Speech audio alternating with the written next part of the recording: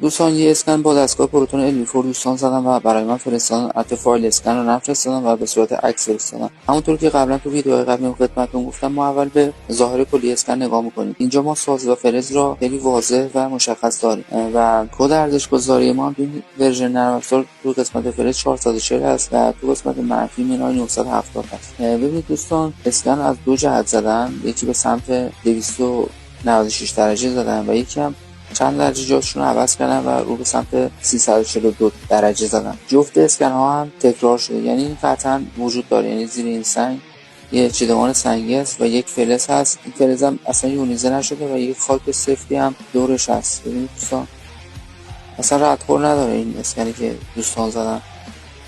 ببینید از دو جهت مختلف اسکن گرفته شده. حتی کدی که داده کد خیلی بالایی نتونسته اسکن پروتون بگیره. کد در حد 440 و 270 داره، ولی با این حساب ارزش وقت گذاشتن داره این اسکن.